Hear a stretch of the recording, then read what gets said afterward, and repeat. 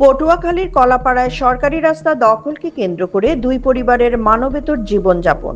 মাত্র 1 ফুটেরও কম সরু পথ দিয়ে 17 বছর ধরে চলাচল করছে ভুক্তভোগী পরিবার। অভিযোগ উঠেছে, চলাচলে বাধা দিতেই পথে ফেলে রাখা হয় ধারালো ব্লেড ও ভাঙা কাঁচ। স্থানীয় সূত্র জানায়, পৌর শহরের চিঙ্গরিয়া এলাকায় সরকারি সড়কের জমি দখল করে ঘর নির্মাণ করেন প্রতিবেশী পরিতোষশীল ও হরিদাসশীল। এতে শৈলেন চন্দ্রশীল ও অনিল চন্দ্রশীলের পরিবারের যাতায়াতের পথ বন্ধ হয়ে যায়। বিষয়টি নিয়ে একাধিক মামলা হলেও আদালতের রায় আসে ভুক্তভোগীদের পক্ষে। পরে পৌরসভা তদন্ত করে সড়কের জায়গা চিহ্নিত করে খুঁটি স্থাপন করলেও এখনো সরানো হয়নি দখলকৃত ঘর।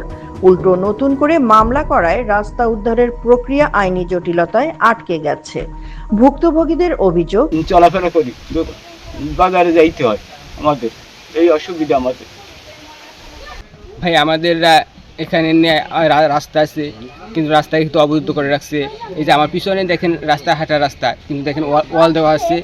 হ্যাঁ, এখন এখানে রাস্তা হচ্ছে 5 ফিট বাই 80 ফিট রাস্তা, কিন্তু এখন বর্তমানে দেখা যাচ্ছে যে 1 ফিট রাস্তাও নাই। তার ভেতর থেকে আসতে হইতেছে, কিন্তু কোনো আমার ছেলে মেয়ে আছে, এরা স্কুলে যেতে, একটু বর্ষা হলে স্কুলে যেতে পারে না, কারণ বর্ষার দিনে ওরা কাটা বিছিয়ে রাখে, কাজ ভাঙ্গা বিছিয়ে রাখে।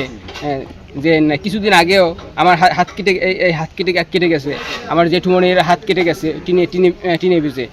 এভাবে আমরা জীবনযাপন করতে আছি। অসুস্থ হলে তারা নিয়ে যাওয়া খুবই দুষ্কর অবস্থা। দেন আমার কাগজপত্র যদি না থাকে আমরা চাই না, যে আমার রাস্তা পরের জায়গায় দিবেন, আমার কাগজপত্র সব ওকে। এই 4 দিয়ে মামলা করছে। আমার বাসুরের একদিন ও হ্যাঁ নাতি ছোট সেই নাতির স্কুলে যাইবে, সেই লেগে গাছ দিতে গেছে।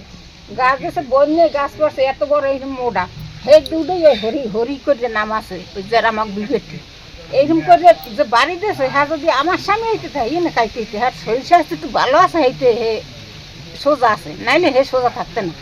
সেই মাইরে আমরা মামলা করতে গেছি। হে কাল বুঝি রাখবিল মেয়া যাইয়ে মামলা বইতে করতে দেন, সেই মামলা যাই হেরা করছে, সেই মামলা আমরা রায় পাইছি।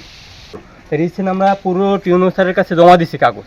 টিউনো স্যারের সচিবের বরাবর দিছে, সচিব আবার মাইপে দিয়ে গেছে। মাইপে দিয়ে তারপর ওদের 7 দিন টাইম দিছে। 7 দিনের ভিতর ওদের ঘর সরানোর কথা বলছে, কিন্তু 7 দিনের ভিতর ঘর সরায় নাই। মানবিক দৃষ্টিতে আরও ওদের 5 দিন টাইম দিছে। 5 দিনের ভিতর ওরা আবার একটা মামলা করছে, একটা করে 6টা মামলা করছে ওরা একটার ভিতর। এখান দিয়ে আসলে দেখা গেছে নোংরার ভিতর দিয়ে আসা যায় না, টিনে হাত কেটে যায়, পাশে পড়ে যায়।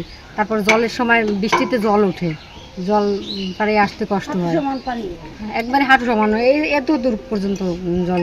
ময়লা সয়লা জীবনের মানে সবকিছু জীবন ওই জায়গা ফেলাইয়ে রাখে, তাহলে ওই জায়গা দিয়ে আসা যাওয়া কেমনি করে? একটা বাড়ি আছে সামনে, আমাদের বাড়িতে আসা লাগে, কিন্তু এত কোনো নেই, 2টা বাড়ি। এই যে সমস্যা হয়েছে, এটা অনেক আগের জমি, নাল জমি ছিল। তখন এখান থেকে জমিটা কেনা হয়েছে এবং 1% পথের জন্য রাখা হয়েছে। সেভাবে যার গ্রহীতে যার কাছ থেকে কিনছে, সে এখানে সেভাবে জমিটা তাদেরকে দখলে দিয়ে দিছে।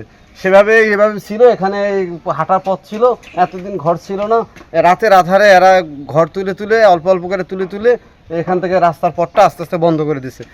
পরবর্তীতে এটা অনেকভাবে মামলা করছে, মামলা হেনস্থা করার বিচার সালিসি স্থানীয় প্রতিনিধি তারাও এটা মীমাংসা করছে, করে এখানে পথ বের করে দিছে। আগের যারা প্রতিনিধি ছিল, কমিশনার, তারা মহিলা কমিশনার, তারাও এটা সমাধান করে দিছে। কিন্তু এরা মামলাবাজ, প্রতি মুহূর্তে তারা মামলা দিয়ে এই পথটাকে বন্ধ রাখতেছে। দীর্ঘদিন ধরে তারা চরম দুর্ভোগের শিকার হলেও স্থায়ী সমাধান মিলছে না। এদিকে দ্রুত ব্যবস্থা নেওয়ার আশ্বাস দিয়েছেন কলাপাড়া উপজেলার নির্বাহী কর্মকর্তা ও পৌর প্রশাসক।